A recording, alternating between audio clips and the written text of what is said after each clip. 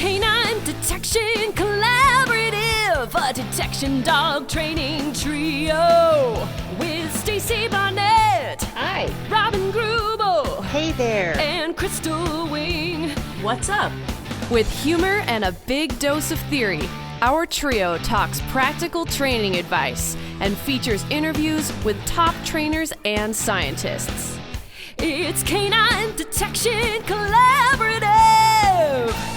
Hi, this is Stacy Barnett from Canine Detection Collaborative, and this is a really fun podcast. So first of all, I'm here with my lovely co-host, Robin Greubel. Hello, everybody. And we have a fantastic guest today, somebody that I've known for quite some time, and so thrilled to have her on the podcast with us. We have Jill Kovacevich from Mountain Dogs out in Colorado. Hi, Jill. Hi, everybody. How's it going? Very well. Yeah. Yeah. So you just got off a plane, a long flight. Let's introduce you, find out like who you are, and then I want to find and what you do. What you do, What I do. who you are, what you do, and then we can go from there. Sure. Okay, so you're in Minnesota. You Colorado. are doing Colorado. It's the West. So Colorado. It's West. Okay. West. Yeah. Yeah, it's a thing. It is. So where in Colorado are you? My office is in Avon, Colorado. I live in McCoy. Avon is in Eagle County, which is the ski resort county in the middle of the state. So Vail, Beaver Creek is all around me. Yep. And I live remotely. So Remotely. Yeah. Stacy was talking. She's like, well, I'm going to Colorado to go do a summit. And I think that's probably yours a lot that she's driving out there to do. very correct. Yes. So how did you get into Nosework? How did you get to what you're doing? Well, I think the story is very similar to a lot of folks who, even in our present day, are doing Nosework, right? We find out about this very cool sport in a very weird way, decide that we want to try it, have no idea what we're doing. And then it just becomes this geeky dedication that you cannot saturate yourself with enough of.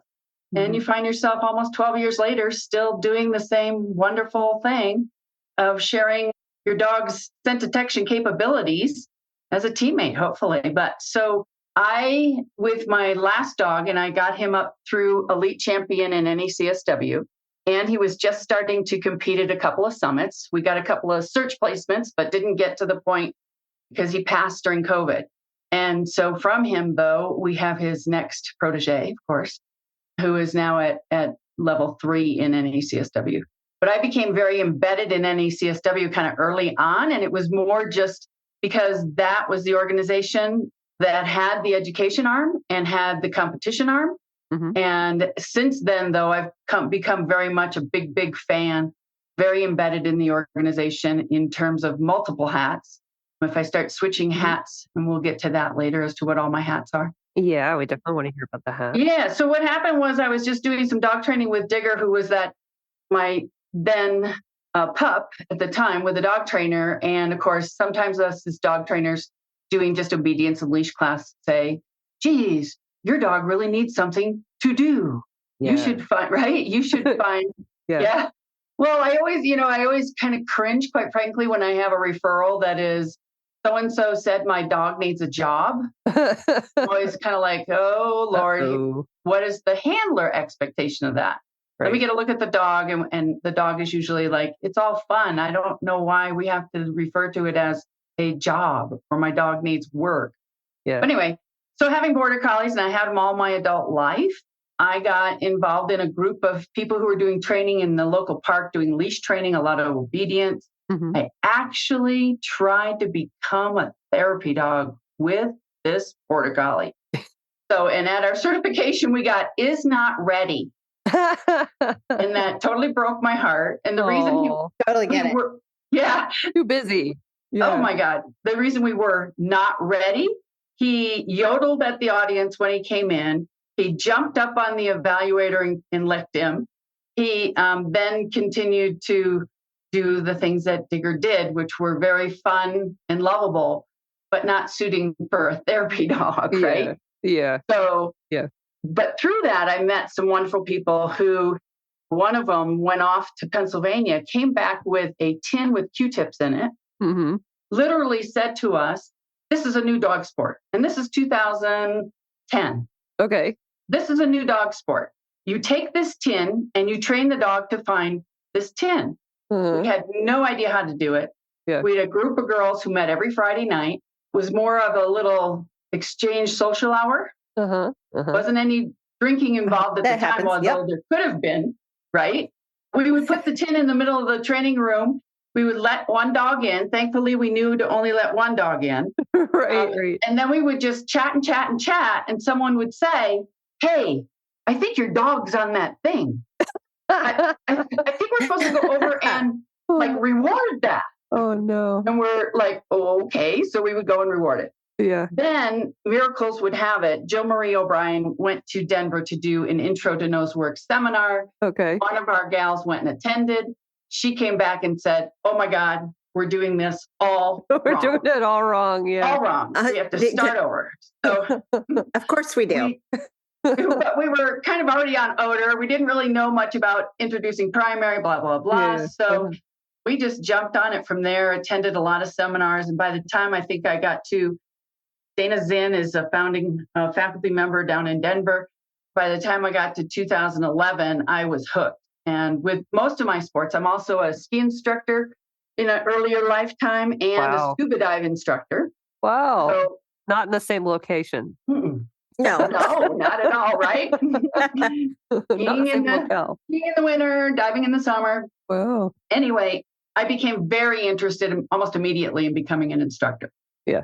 So went through the CNWI program back in the day when we had to travel miles to do that. And it took a considerable amount of time. Finally accomplished that in 2014. Then I kind of competing with a dog became difficult in rural Colorado. There weren't that many trials, right? Yeah. So I just started out first helping with facilitating venues just to find a facility. And then I turn it over to other people to host the trial. Then I went, I can do that. That's not that tough, right? So now I'm up to almost 12 or 13 trials a year. So that's when in one of your last podcasts, oh no, it was the one where you interviewed Amy Hero. Yeah. Amy is one of the founders of NACSW. Yeah. And I think that Robin concluded there saying, hey, we need more of these trials. Who's going to step up and do them? And I was like, I already am. Maybe I should. And for so many times I've thought, if I could just light a fire under other people as to how to do this, the best way to do it. Because sometimes the best way to learn is through hosting an event and volunteering an event. That's when you get to see the 30 times 3, 150 dogs working odor and learn on the sports side and on the pet companion side how our dogs are so fantastic at what we are asking them to do.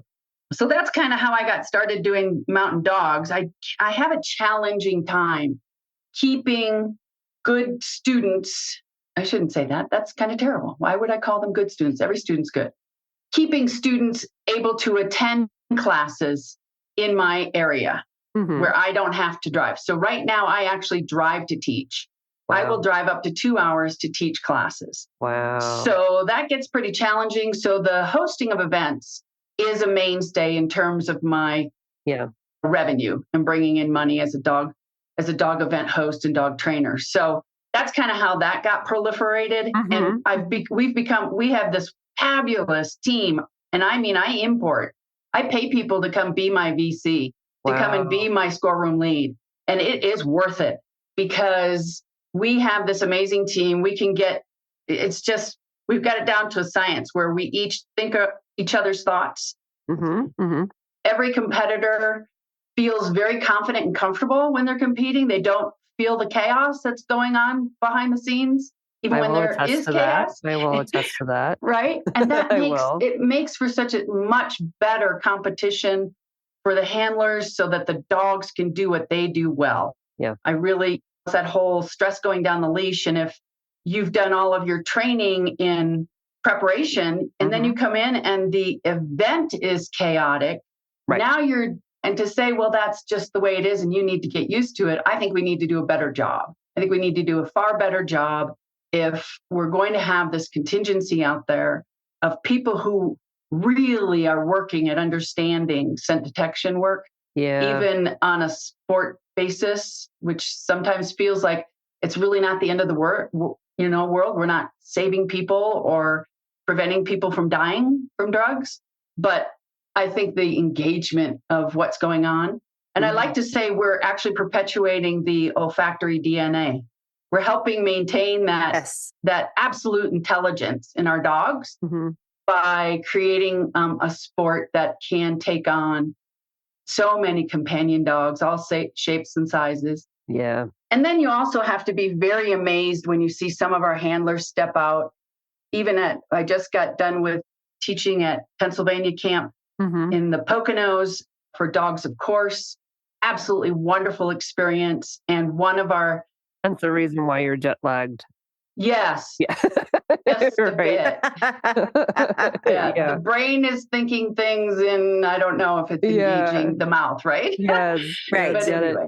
Totally. So we had one camper who has some considerable disabilities. And for her to come out and want to be there with her dog, I mean, she actually has to have somebody kind of help her to the start lines, bring her dog to the start lines. Wow. And to just bring her that experience rather than say, no, you need to be at home doing nothing. Yeah.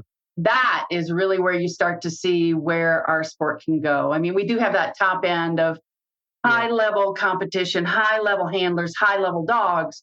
But then on this other continuum, you've got this opportunity to open up the world for a lot of people who can't really keep up with source drive. Let's put it that way. Yeah. So if we're just building, if our goal is to always build source drive in every dog we see, we are doing a disservice to a lot of handlers who just want to have the joy of what we do. It is an all-encompassing sport. It really is interesting. And granted, I do have some high drive, pretty intense dogs, but I also have Y. I mean, I don't know. You remember he got his NW2 at your trial in Gunnison, Colorado at the museum, right? Okay. And so this was back in... I don't remember that. Oh, I remember. It was a highlight of one of the highlights of his career, right? It was back in, it was 2019. A much smaller black lab for you? No, he's my mini Aussie. Oh, mini. I don't think. Okay. Yeah. He got overall pronounced on his But I don't think I was able to watch you do a search. Otherwise, I'd remember it. Little fluffy, timid. Now he's 12 years old. One of the things that I don't think people appreciate that as an organizer of things, most of the time, you don't get the opportunity to sit around and watch a lot because you're putting out the 500 fires that are happening behind you. Right. And even when you're watching. Yeah. Even when you're watching, it's still in the back of your head, right? You're still, well, and the other thing one of the reasons why I also began hosting so many trials was so that I could compete. It was a lot of it was purely selfish, which is fine. It's fine. And probably a little egotistical, right? Which was I'd attend another trial and then I would get all twitchy about wanting to help with, your flow could be better. I'll help with the parking lot. And then I'm not focused on my dog. Right. So it takes me a lot more, even though my dog is extremely proficient and I can be in training very proficient, come trial day, it's really challenging for me to separate the host from the competitor. Yeah. Even when I have the most amazing team behind me, it's extremely hard for me to let go of that, mostly because to me, it's my product. Right. So if somebody even makes one little, it's not a control situation as much as it is, I want people to have that same smooth experience, right? Yeah.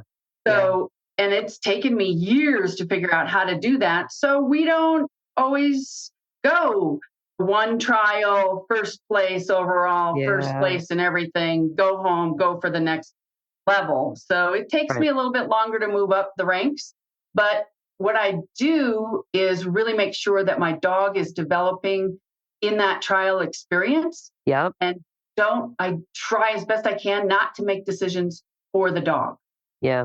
Right. So it really is. And I think it was one of your last podcasts where Crystal, I think, was talking about teacher guided, student decided. And I turned that into I love that. handler guided, dog decided. And it is my big mantra to keep handlers involved, right? Know when you need to get your dog out of that pulling and trapping. But for the most part, competition shouldn't come down to us taking a risk and making a decision for the dog if the dog doesn't have the skill set to make that choice, right? So, totally. Yeah. So that's kind of been my experience, and I'm getting better at it, maybe. Zeke is my first toy reward dog, and boy, is that a trip and a half to try to keep up with him. He's a very wonderful border collie and is way ahead of me all the time. Yeah. Yeah. Because I mean, from Robin's perspective, I mean, everything's like toy reward. Right. Yes. Yeah. I really worked hard to make sure I stayed in that realm this time because 1, I want to avoid the calories. 2, I want to learn how to do this. Yeah. Yeah. It's definitely, I mean, I know for me, like I definitely incorporate it into my training. I have not yet incorporated it into trialing, although I do usually have a reinforcer on me for afterwards. So like Prize, for instance, knows as soon as I say the finish word, she's like, oh, I know it's in your pocket. And it's a ball. I can't use it as a reinforcer in the search because it doesn't have a rope on it or anything. But she just literally just wants it in her mouth and carry it back to the van. That is it's her toy to just take it back to the van. And she's thrilled. In training, I can throw it and she'll chase it and everything, but I don't have a toy reward to actually use in a trial at this point. But I find having that hybrid is actually really helpful. So it's super exciting for me to see more Nosework people looking at toy reinforcement. And a lot of people think dogs just come with all of that innately built in. And the dogs have a propensity, either they like toys and they find playing with toys reinforcing, but you actually have to build that. And I use food and I use toys. I actually do both because I can get more repetitions with food. And then the toy reinforcement stuff tends to put a lot of my dogs over the top so their brains kind of check out for a second.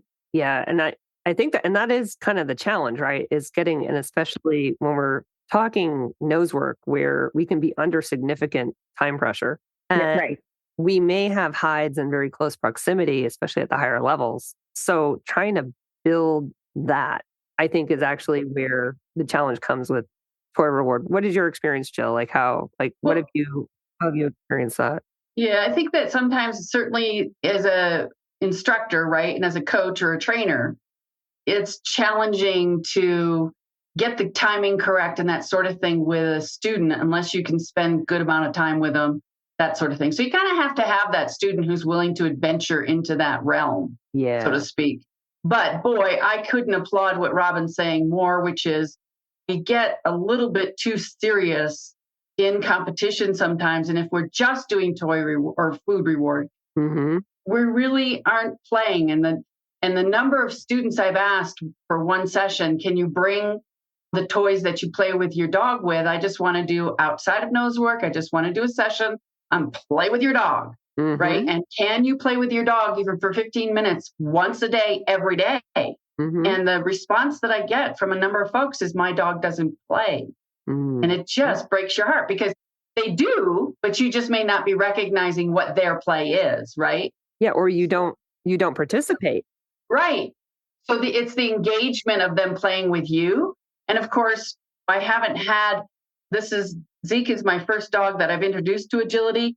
That's been a whole nother trip down. Oh yeah.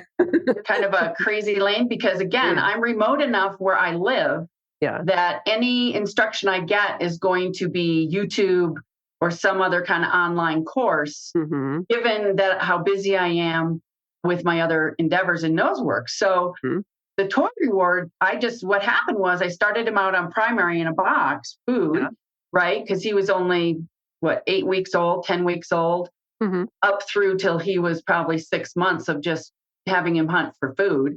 But at the same time, I've always had dogs that play with me. So at the same time, we were hunting for our Frisbee in the bushes. We were hunting for a tug under the couch. We were hunting for little tennis balls wherever, right? So I still had all of those hunt plays going on with a toy. That is so important. I think people underestimate the value of just hunting for food outside of odor or hunting for toy. And, one of the things that Flash is 8 months old. Flash is my little Labrador retriever puppy, that this weekend, she's 8.5 months old. I've been doing toy and play development with her. And we set it up perfectly that just the odor of her toy pulled her up onto a rubble pile so she can to retrieve it.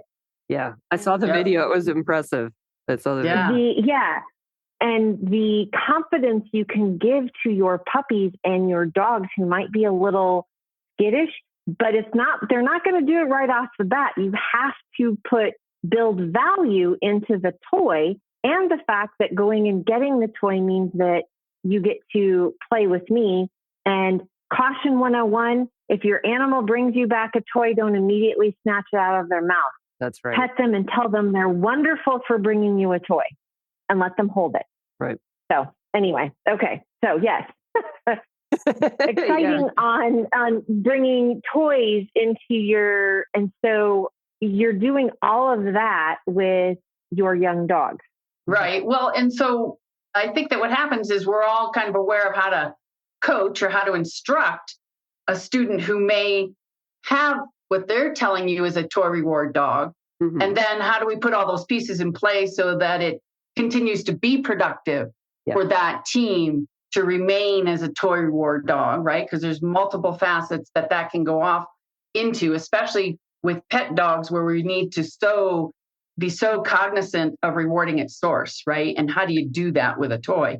But so what happened with Zeke is I brought him home. His toy box was at the other end of what we were doing with primary and box, which was at that time was food. He ran through the boxes, went right to his toy box, pulled out a toy and started to shake it. And I said, ta-da, there you go. I can't ignore the value of that toy, right? Yeah. And since then, I do, like Robin was saying, use both, because there may be times where actually I use my food to bring him down, right? To bring him, get his arousal down and focused in a search. Like I've had a couple of exterior searches where he went in and we don't have luscious green grass at my house. Well, and kind of in a big part of the state, you don't exactly have luscious green grass. So he goes to his first spring trials and there's this 4-inch grass. Yeah. And he just started eating grass the whole search. And I'm like, are we not going to search today or what are we doing? So I did not just put him on leash and take him around the search area. I just said, training moment. I got a hole in my right. And I just took him out of the search, but we went home and really worked on it. And if I need to draw him off of that now, I just put a treat in front of his nose. And sometimes he'll take it, sometimes he won't. But the odor coming into his nose that's different redirects him to me. Then I can get him back to searching. So that's sometimes what I have to do. But the toy has been really, really fun. Yeah. I was telling Stacy that to get a good out, granted, this is a border collie who wants motion. So that's another thing that I found really helped because our hides don't move. Right? No. I don't put a tin on top of a rabbit. I can't put a tin on top of a rabbit, get the rabbit to run and get the dog to chase the rabbit. Or it's like the kind of when you accidentally set a hide and it starts to drive away because that's different, right?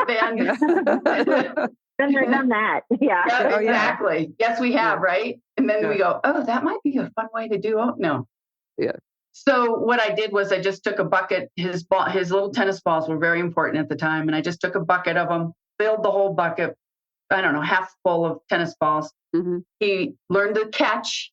Then I put the bucket in front of him and told him drop. And as soon as he dropped, I caught another one, right? So it was actually catch to begin with. Then when he started to drop to catch the second, it became a drop. Then it became an out. And I just rapid fired, threw him in there. And now his out is almost instant. So instead of like 2 toys, 12 toy. Yes, or 100 toys. Exactly. Right. And now it turned into, now it's the fleece tug that we we play with it in trial. So, and his out's good. It's actually okay. And okay is my bridge to go keep working. Yeah. So he drops it to go find another hide. So that worked. Okay. Yeah. And training that was very challenging. There's lots of stuff in there that you just can't explain. It's a whole nother podcast, right? Oh yeah. Yeah. That's Yeah. probably a good topic in there. A good topic in there. So I want to get back to this whole, like, your hats thing. You do have a lot of hats. So we talked a little bit about the hosting. And by the way, I just want to say I have found a site. I'm working on it. The process is so, I'm getting confused, and I'm trying to I'm trying to get organized. The organization process is really for me, but that's aside. You've got a lot of other hats too, because I know you're a CO, right? You're a certified. Yeah. And I think you're also a judge at this point too. Yes, I am. So you've got that, and you're an instructor. So you're kind of doing all of these different things. Tell us a little bit more about the certified instructor and the judge side. Sure. I'm sorry, the certified official, the certified. Yeah. That's what so I mean. as usual, what happens with me is I drink the Kool-Aid and I start making gallons of it, right? I just can't get enough of it. So I embed myself pretty much in a process. And the learning process, I was initially working on trial site approval committee before COVID. Then COVID hit. I have two other lives that kind of feed into a lot of what I do. One is the medical administrator for a small clinic in Avon. So while I have two computers on my desk that are designated to dog business, I have one that is actually dedicated to the medical side of things. And it just precluded during COVID. As soon as March 9th happened in 2020, I had to kind of say to NACSW, I can't do that any longer. So that started some of that other jobs for NACSW other than hosting and instructing. Yeah. And it was a very interesting process because it taught me a lot about how to go out and get those facilities myself. Since then, we've also developed a whole mentor program for hosting. There's a mentor program for becoming an instructor. There's a mentor program for lots of other things. And then I just expressed interest in becoming a CO. And right about that time, NACSW developed their CO school, basically. So it wasn't just a invitation only type thing. It became an actual education arm that is really thriving and flourishing right now. And so they'll ask for applications and tell you what the criteria is. And the same with judging. So at the beginning, or back 10 years, 12 years ago, our judges are professionals. They come from the Rob and Greubel side, which is we wanted to see a certain number of years that people were involved with training their own dog, professionally running a scent detection dog, because then you would have that experience to be able to look at odor for purposes of judging rather than necessarily the dog or the handler, right? So the concept is that odor should behave pretty standard from hide to hide, whether it's a person, right, or drugs or accelerants versus birch anise clove, which is always so interesting. I always find that so interesting that we've basically offered our dogs an opportunity to understand that birch anise clove is wonderful. Yeah. Like why? Right? Like why? Right? But as you learned in Amy's podcast as to the why, it just sort of happened that way, that was what she chose on that given day to use as a training aid. And it has flourished since then. And I think that part of that was my real interest in just becoming more skilled. And sometimes you become more skilled by taking on that next level of credentialing. In my prior life, I also have a law degree. I practiced law in Eagle County for 13 years or something like that, family law. It was awful. I will make that confession. The study of law is very fascinating. The practice of law for me was extremely non-satisfying. The problems just day to day, you may solve one person's problems, but guess what? Then there's another one who needs your help. So it just wasn't a good fit for me. And when I finally found my dog training group, I went, oh, yes, I can do this. So it made sense for me to kind of graduate from hosting in CNWI to also take on the responsibilities. And it really is a big responsibility to take on certifying official and judging. We brought in some of the CNWIs and COs to be able to apply to become a judge as well. We're going to see some real training going into that arm here shortly, so that we end up with really kind of a cohesive standard. I don't like to say standardization, because that's a challenging qualifier for odor, right? Odor is not standard. Yeah. It does not do anything that's standard on any given day, any given moment. But just getting some concepts around how we can make those qualifications standardized so that you have consistency, so that people can sign up for an NACSW trial and understand what kind of consistency they're going to get in terms of what their dog's going to be measured on in terms of appropriate level, what they're going to get judged on. Because even in the camp I just was in, even at a very high level, training the summit teams, we still get that question. But what would the judge say if I called it here, right? Where am I going to get the yes? That's all I really want to know. Just show me where the yes zone is, and I'm there. And you're like, there is no yes zone. It's like, well, so, and that consistency that you're talking about is so incredibly important, because we run into this on the working dog side of the house when people are going up for certifications. The training and apprenticing of your certifying officials, so that when you show up to do a cadaver or a narcotics dog test in Iowa under a particular organization, and then you're in Florida, it looks and feels like the same. The criteria is at least the same. Yeah. Right. Yeah. And that's an apprentice process. Yeah. Yeah. We do the same. And even if after you've got, people have to really come to understand that the certifying official nor is the judge judging you. We're judging odor, right? So, So yes, you could still have the hide that, oh my word, why did I set that hide? Yes, my intent was to objectively measure XYZ. For whatever reason, it did not do that on that given day at that given moment, right? So then we say, sorry, guys, we had the hide that disappeared.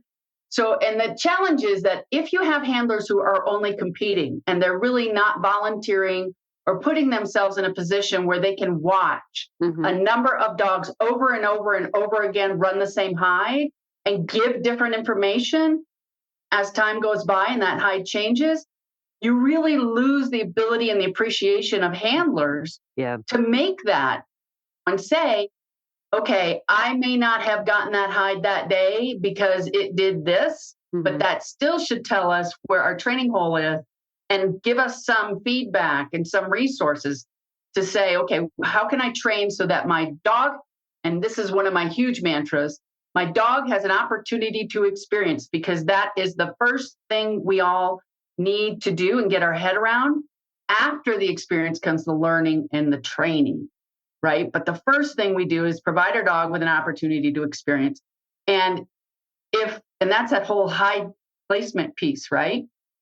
So if a handler is just taking classes from someone else who's constantly setting their hides, doing all that spoon feeding, right, of what odor does, and did you see that in your dog? Yeah, I saw that.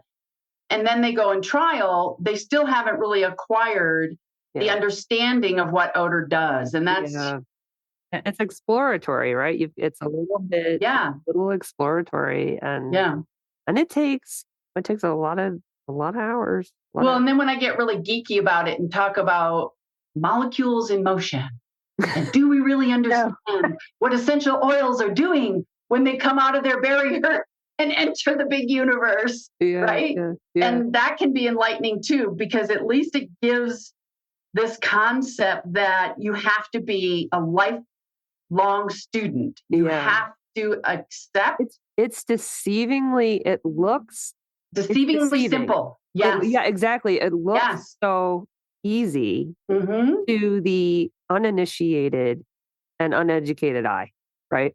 Yes. Well, and the human who has no olfactory system in comparison. Yeah. Well, I definitely like my olfactory system just is ridiculously poor. And actually, we saw some recent examples of that ridiculously poor. And I just, it is kind of amazing, right? That, and humans, as humans, we're like, we can't comprehend it. I always talk about it's like a different realm, right? It's like or a different dimension or something. Like the dogs have like this whole different world that they're experiencing through searching with a dog. It's like they're kind of opening those curtains, right? And they're allowed to have like some like a vision into something that we can't experience. But it's so, I think a lot of times people assume that it's more simple than it is because it's like, well, it's right here under the chair. Like the dog should have been able to find it. And they're not realizing what odor is doing. And I think that's what your point is like, if you don't take the opportunity to really watch this and really kind of come in with kind of that open learning mindset, it's really, you're kind of behind the eight ball in terms of just even handling your own dog. Well, and I think that's where some of those overhandling pieces come in, right?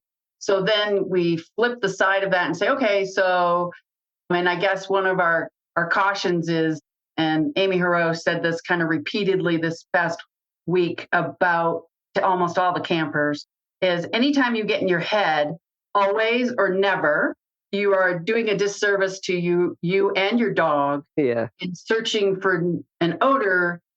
And in our universe, that's going to be so variable, right? So we were going to make a t-shirt that said, don't never, or never always. Yes. Something like that. So that it's not always follow your dog. It's not never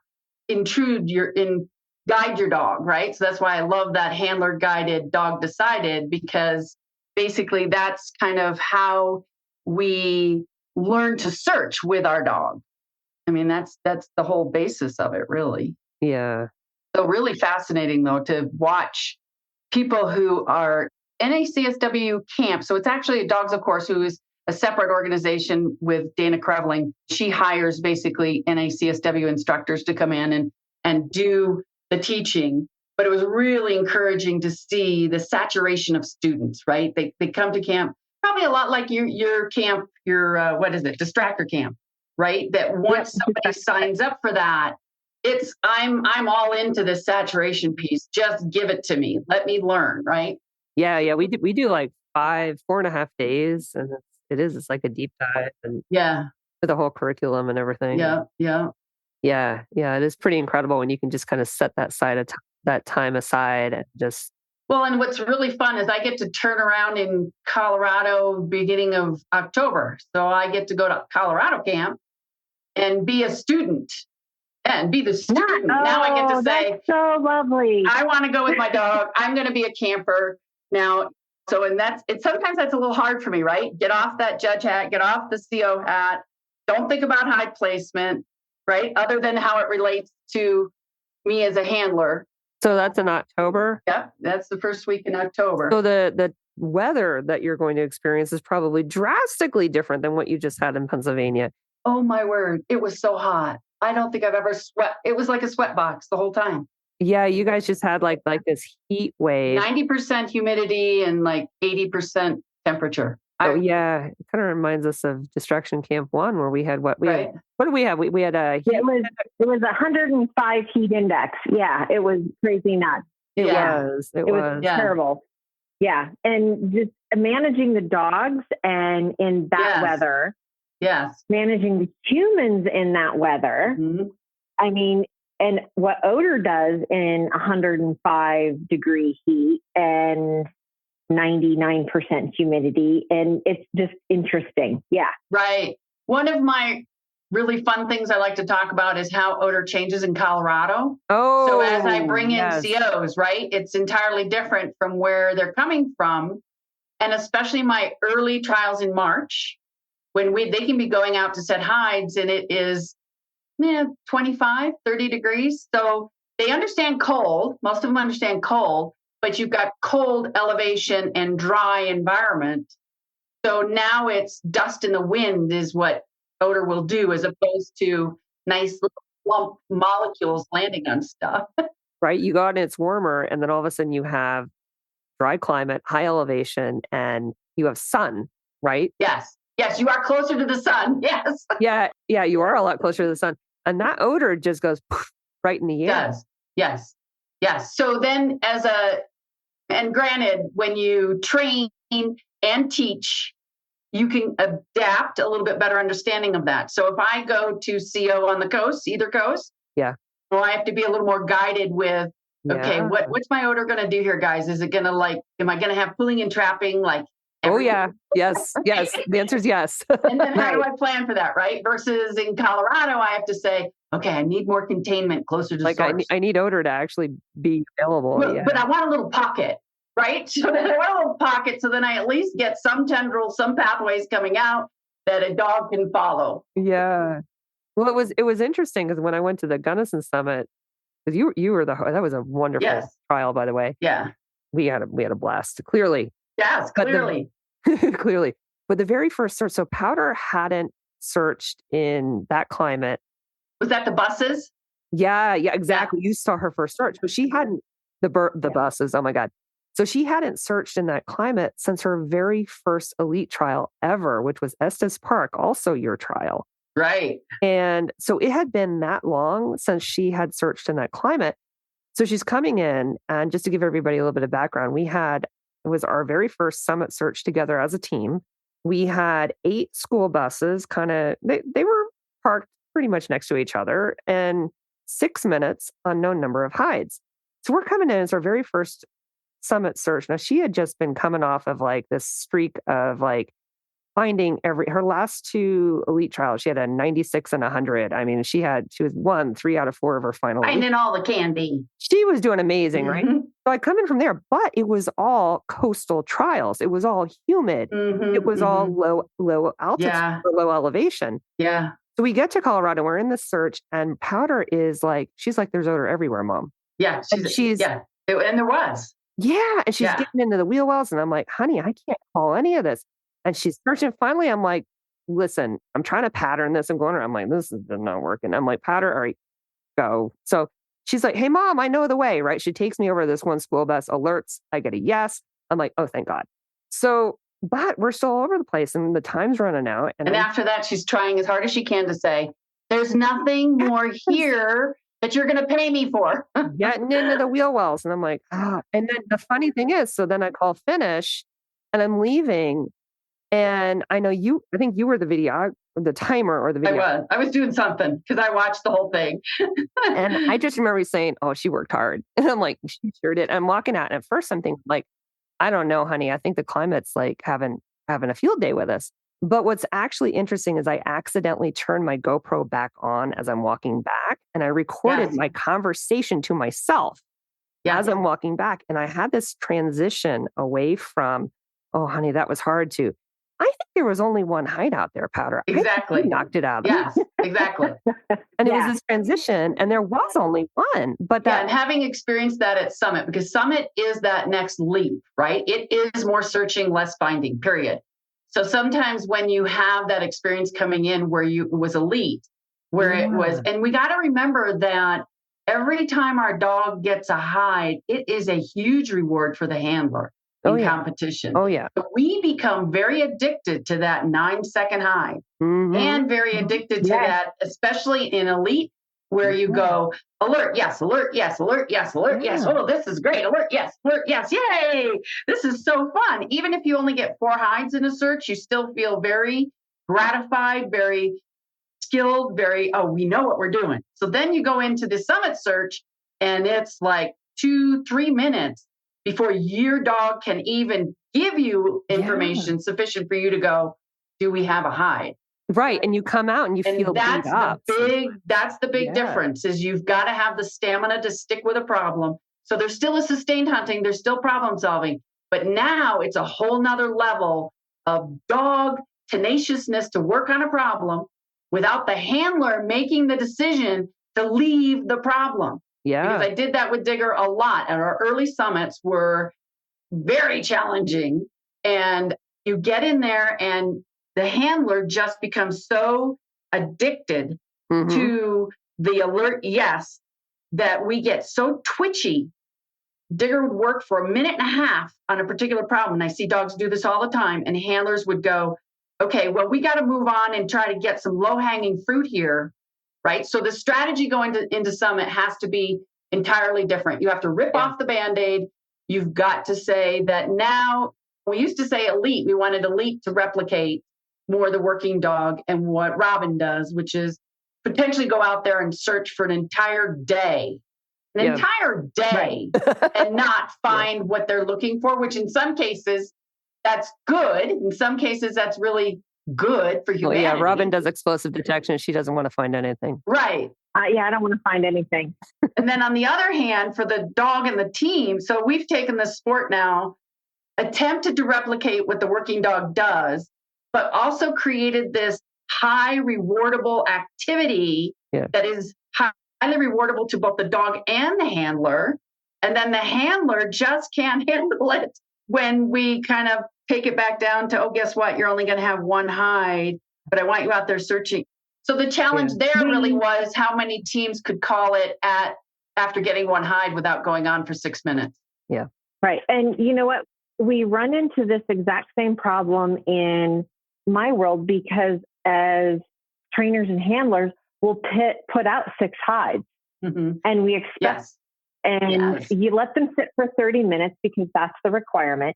And then you just run them one right after the other, boom, boom, boom, boom, boom, because then I can check a box because I got my training done. Right.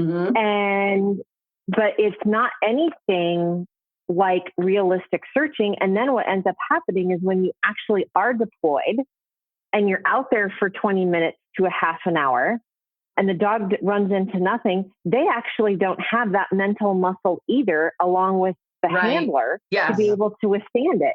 Yes. Yeah, absolutely. Yep. And I think that what we see too is because we come up through the ranks, if you will, I always call it that, right? Which is coming from ORT primary, actually, which is food or toy, starting out without even any odor, and then up through elite champion to get into Summit. And all of that we've got like hours and hours and hours of rewardable instances, right? And so then it's like, how do you make that shift to enjoy and find the joy in searching and not finding?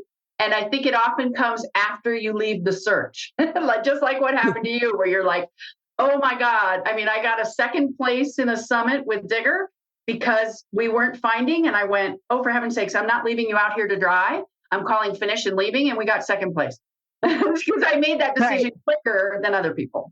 But it was the climate that had me with a question mark, because she hadn't been in that climate and she had been so reliable. But then I went to my next search, right, which we had a range of 4 to 11. I've never heard of that before. And all of a sudden she's finding hides, tick, tick, tick, tick, tick. At that point, I knew we were fine. Right. Well, and as CEOs, we want to keep throwing stuff at you that you haven't seen before. I know. And I'm like, 4 to 11. Right. I don't want you really coming in going, and we did this at the very beginning in Elite. As soon as they announced Elite, we went, okay, we don't have to worry. There's only a max of 8 hides. And somebody said to us, well, how have you figured that out? And I go, well, because it's on the score sheet. There's only 8 lines. Right. And Gene Richardson said, well, that's kind of wacky because guess what I can do? And she just drew a line right down the middle and said, now I've got 16. What are you going to do about that? I went, that's awesome. Okay.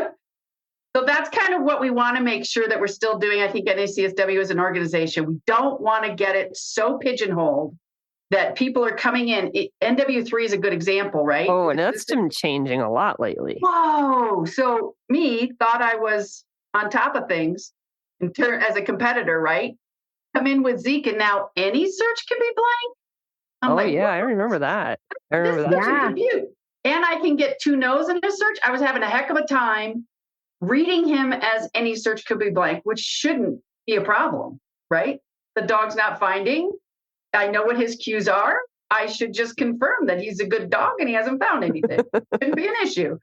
Then the 2 no's, that's what really threw me, because in Elite, if you get a no, I was always close. And I watch people, and typically if they're going to call a no, the dog is very close, right? It was pooling and trapping. It's usually a fringe. Yeah, it's usually or there was some, it was close converging and blah, blah, blah. But at NW3, if you get a no, I was so used to just leaving. Took me like 3 trials maybe before I would stay in. Because I had no comprehension that, I still get another no? Why would I do that? But the level itself seems to really be changing in terms of what they're setting. Yes. It's gotten a lot harder in the last maybe 9 months or so. Well, if you look at the continuum when we first started and there was no elite. Yes, I remember. And initially, there really wasn't even an NW3 elite. They didn't have you even getting 3 threes. You just sort of stopped when you got your first NW3, right? Yeah, I started NW3 in 2015. And then that competitive contingency put so much pressure on the organization to say, wait, we're just in the midst of getting these highly trained dogs. You can't cut it off now. Create another level. Come on, you can do it. You can do it, right? So then they create NW3 Elite where you had to get 3 threes. So when we did that, then you had to have more consistency amongst those 3s. You didn't want, right? You didn't want one to be easy, one to be challenged. You kind of want some consistency. So that built some consistency there. Then we get all these NW3 Elites and it was like, we got to have another level. Come on, we have highly trained dogs. You have to create another level. Put the peer pressure on, they create Elite. Now we have this level here that's going to measure whatever we're deciding it's going to measure. And we knew we had to lower some of those skill sets down to 3 so that you would end up training some of those skill sets earlier. Now we've got Summit created for the same exact reason, because at the end of 2017 Nationals, we went, oh my God, we've all got elite champion dogs. Come on, Amy, Jill, and Ron, you cannot deprive us of another level. So they created Summit. And now Summit's taking on more of that. This is more searching, far less finding. We're going to make it more the stamina piece, right? Stamina and higher problem solving for the dog, and having the handler recognizing, give them the freedom to work that problem solving. And so now we had to trickle some skill sets down to Elite, down to 3, down to 2, right? So now so 2, and we're going to get better about using our potentials in the rule book because we've never excluded anything. Right. You just never saw it. We just didn't take it on as a kind of a consistency, right? So now we want to say, we're going to do fruits, vegetables. What is it? Fruits, vegetables, toys, and meat. Those are our distractors, right? So, and we want to be certain that we're not just putting in the tiniest piece of cracker and calling it a distractor, because then you really haven't. Oh my gosh. Pickles. Yeah. Pickles and Cheetos. Yeah, there you go. Those could totally be. Yeah. Yeah. This year at Distraction Camp, it was Cheetos got everybody. Last year it was pickles. Yeah. And it's just that weird. Just that novel odor, right? So if you haven't introduced it, and for me, it's still grass. It's really not what's in the box. It's still what's outside. So as far as the levels, I mean, they had announced last year that they're going to be putting together something for elite champions. Yes. So that will be the 1-day trial called Elite Champion. And so then we'll still have, and of course, when you're talking to me about levels as a host, I typically do not fill my trials. I try very hard to come out and support you as often. I know, which is fine by me because I have so many of them. And I would rather have that. It's much easier on a host side than to have 100 people sitting on my wait list, right, that I have to then manage. And then I just would feel bad that many people didn't get an opportunity. So the switch up will be having that 1 day. The priority entry will be the elite champion, the dog that has achieved elite champion, with in mind that we want to make it so that, and we also have the specialty trial, the elite champion select or the elite select, right? So some of those are created so that we have the older dog who has acquired this wonderful skill, say anywhere from 7 to 12 years old. Maybe they've gotten beyond that and still able to endure a trial day, but to also kind of include that realm, right? Because again, now you've got a skilled dog. They certainly can just play for an activity. There's nothing that says they can't go out and have fun. But it's hard to put that kind of dog into a summit trial if they have, because it does test stamina. And if people don't have any other options, And they want to play with their dog. Yeah. And you don't want to take your 12-year-old out there, have them work themselves to death and not find anything. 8 school buses and hopefully find one without. Yeah. And feel satisfied for the day. So, yep. So that'll be created. And then at 2, requiring level 2 to get 2 NW2 titles. So that'll be coming down, right? That'll be coming down the pike at some point too. Yeah. So that hasn't been announced, I don't think. But so we were talking about it at camp, and I think they kind of tossed that around. It may still be in the, let's think about this, but it really would make sense, because if we got to look at the gaps between them, right? So you really would like people entering that next level prepared. So what are the gaps? And then, of course, increasing the value of our distractors in our interior or in our container searches. That's going to happen in January. Love it. So stuff like that. Yeah. That sounds like the whole concept of driving skills down lower. Yes. Which always brings to mind the whole adage that advanced trainers or master trainers always work on the fundamentals. Yes. Because that's what drives all the rest of it. I think on the flip side, one of the concerns is that will folks spend too much time training up, right? So then they aren't really training, because I did see that with Zeke a lot. I have Elite Summit classes, so he was running the hides after all of my students, kind of as just so I would have some training for him. And then I'd go into an NW3 search, 0 to 3 hides, and he's just going, well, why aren't there 10 hides in here or 5 hides in here? This is just too much time spinning. So I actually had to just set up for him ad nauseum, 0 to 3, 0 to 3, 0 to 3, 0 to 3. So now his expectation is, and I'm getting a much better read when he's done, instead of having him just, there's got to be more, there's got to be more, there's got to be more.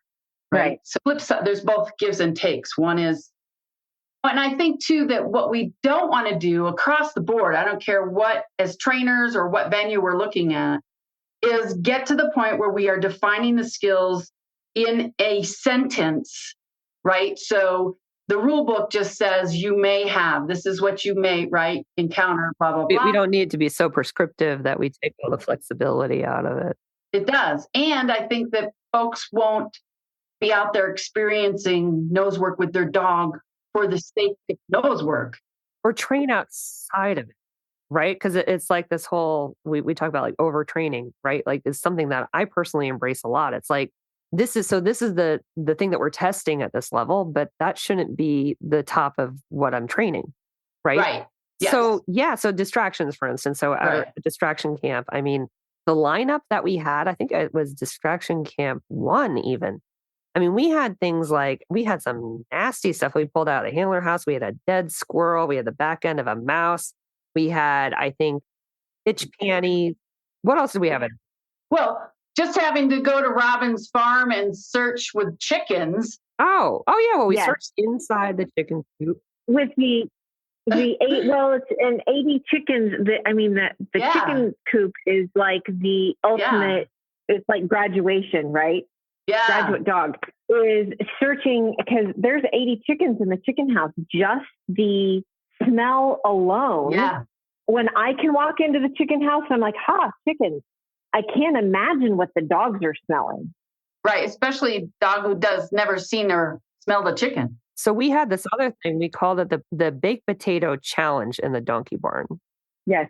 Right, Robin? And then we had like this, like in the donkey and barn. that was 2. That was level 2 that we did the baked potato challenge. It was the manure was out, and this was based off of an experience that Robin kind of experienced. And there was a warm baked potato open, right? Cut open, kind of pooched out with the aluminum foil sitting on top of the hay bale.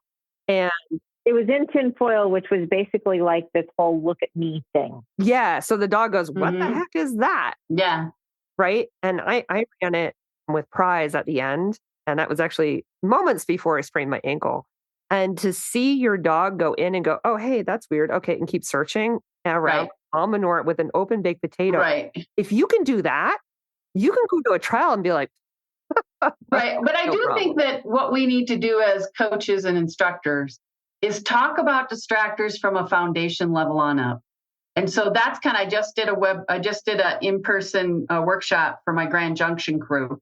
And I kind of planted the seed that it was going to be distractors in preparation for our container distractors. When in actuality, it was, let's talk about our foundation of distractors. That meaning people, everything, people, floors. Do you have a good foundation in your dog coming into an environment and dealing with the natural distractions first? Then we'll graduate up to maybe the manure, that would be right, or the P zone, those sorts of things. Then we'll graduate up to the softer intentional distractors in the container, then maybe higher value. Then we'll get to the baked potato. So don't go out and try the baked potato right away, guys, because if you haven't done this progression, because to me, the progression of any skill that we are working on is so important. When I try to just, no matter what, get people to start. And if they see anything along the way, right, that goes, okay, I'm responsible 24/7 for my dog's training. And if I don't accept that, they're training me. So I am responsible. I need to make sure that my dog came into that hay bale, saw the baked potato, got free lunch, went over to eat the baked potato.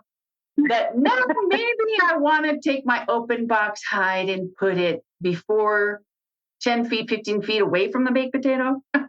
Get a hide, right? Right. And it's the whole process in order to be able to do that stuff, to bring back what we were talking about before with the reinforcement system, which is the toy or the food. Yes. That's got to be built. And you don't ask them to search over the top of hot dogs, baked potatoes, mouse butts, and chicken poop all right at once. And give them one cookie for it. Right. Yeah, and pay them one cookie. And it's the building of, you guys are I'm kind of jealous because you have the opportunity with your titling system to push those skill sets that people are, the human end of the leash is now getting reinforced for training earlier in the titling prospect, so that by the time you get to summit, the dog has the skills and resiliency to be able to do it. Right. And of course, really utilizing coaching and instruction so that handlers are willing to accept that, right? Because I think we still often see that where they get too focused on the ribbon, too focused on the title. I got a 4-second search. Yep. Yeah. And don't understand the value of that training that we did do at ORT. And containers is a whole nother example, right? Learning to do large number of containers in a pattern off leash. You introduce off leash, and we can always have an NW search, container search off leash. Typically, we don't do it because it's not got a safety, but we could.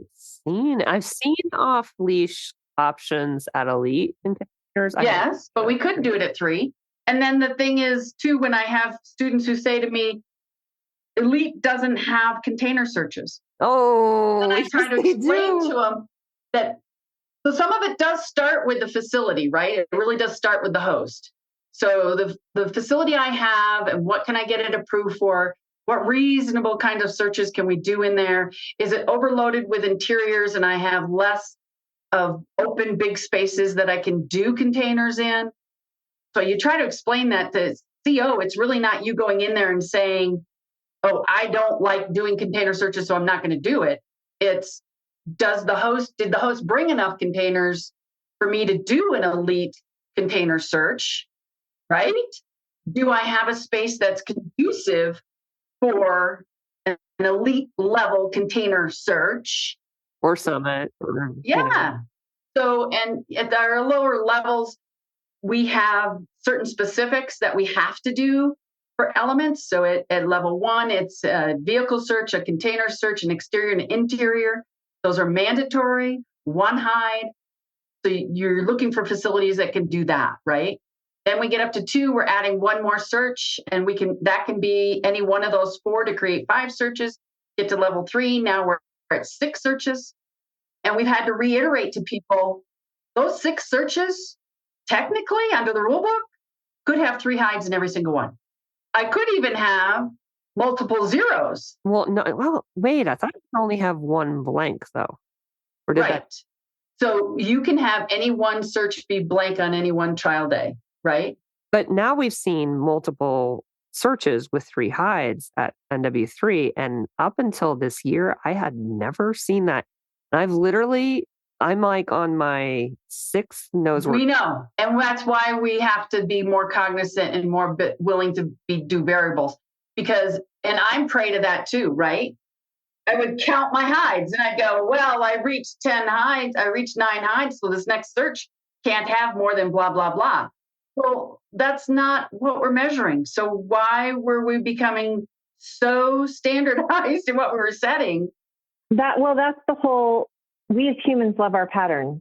Even if we think we're not doing patterns, a lot of the times we are. Mm-hmm. And it's not making sure that what you're setting up isn't formulaic. Yes. Right. So that requires your certifying officials and everybody else to actually be more imaginative. Yes. On setting things up. Right. Within certain parameters. And then again, that falls back to what is the facility? What am I doing for my facility? Where am I going? What do they have available for me? Right. Right. Because we still want to keep in mind things like line of sight. I want my dog safely to be able to get in and out one dog at a time. Right. We open our venue for dog to dog reactive dogs. So I'm in my crew and myself are very specific about when we set our flow patterns, how to get people in and out of that search area without having to cross paths with another dog, period. It's not only safety, our dogs are working darn hard. And I don't think humans appreciate sometimes because they make it look so wonderful and so simple. I don't think we appreciate the energy that it takes for the dog to go in there and find even one hide of birch anise or clove. Right. So that's another thing, right? So our venue is really not one of those like where you're going to set up a venue of multiple different dog sports under one arena. Oh yeah, no. And then you have to have kind of these lines, right? I can remember doing dock diving with my dog and the line that was created just to get your turn. Yeah. Oh Lord. And all these dogs are just berserk in that line. And I'm swear Digger became reactive because of that. Been there. And I never had any cognizance that that's what I was doing to him. But anyway. All right. Ladies, we could probably talk for another 2 hours. But one of the things that we really like to do is to ask for takeaways at the end of our chat. And so, Stacy, do you have your takeaway? I do. And Jill will let you go last. We'll let you go last so you can think about it. Okay. Yeah. So my takeaway is really about the progression of skills and how thinking about building on your skills layer upon layer upon layer. And if you start to think about what you like training for excellence rather than training for that level, that's going to get you to where you need to go. So that's my takeaway for this. Okay. Yeah, you took mine. But other than that's okay. Being really jealous about the fact that what we tend to have in the working dog world is here's your certification and you're done. Mm-hmm. And so people often, we train to a test. Yeah. And the jealousy that I have for the fact that the Nosework system has built in with the titling system, the ability to push the skill levels where you need them to be is, that's my whole I'm jealous factor. Jill, what's your takeaway? So my takeaway would be it takes a village. And I don't mean to beat that phrase to death, but we just talked about all the way from just stepping out and being a handler and deciding you want to do Nosework, all the way through the continuum of actually being a host and getting a facility, hiring a CO, also being a judge or what your responsibilities are as a judge, all the way to the end to where your handlers can come and have an event where they can take the skills and measure. I like to use measure instead of test because I like to get out of my handlers' heads Their life does not depend on this. Working dogs, yes. So you can, and I often call what we do for a title as a certification, right? So placements are where you can just go gaga if you want to be real competitive and go get placements. That's your bag. But otherwise, it's really just a certification of level 1, 2, 3, elite, summit, that sort of thing. And it really takes a village. NACSW has done an amazing job of not trying to overmanage any one part of that. They have an education program. You can accept it. You can reject it. You can take parts of it or pieces of it. You can run with it. You can make a business off of it, all the way to even hosting. I am a private organization. I am not a club. I am a for-profit organization, not a club, right? So it gives me the ability to make a revenue off of events and then let the product speak for itself in terms of whether people want to engage in my event over other events. And then I think the last thing is we end up with these amazingly skilled dogs because of all of what Robin just said of really seeing those skill sets come down the levels, move up the levels. And it's just one of those organizations that the resources are boundless and the encompassing will take care of you is everywhere. So that's my takeaway. It takes a village. Excellent. Jill, thank you so much for spending this time with us. You're very welcome. Thank you so much. I don't do Nosework, and I am excited to see some of the stuff that you were talking about that hasn't even been released yet, because it's going to be so great for the handlers. So thanks to all of our listeners for paying attention and tuning in every week, and go train. Canine Detection Collaborative! We appreciate the time you spend with us. If you liked this episode, not only should you follow us so you don't miss the next one, but please also rate and review us in your favorite podcast app. For info on collaborating with us, go to k9detectioncollaborative.com. That's K9detectioncollaborative.com, where you can find our socials and pick up our latest monthly freebie. Join us again to talk training in the next episode.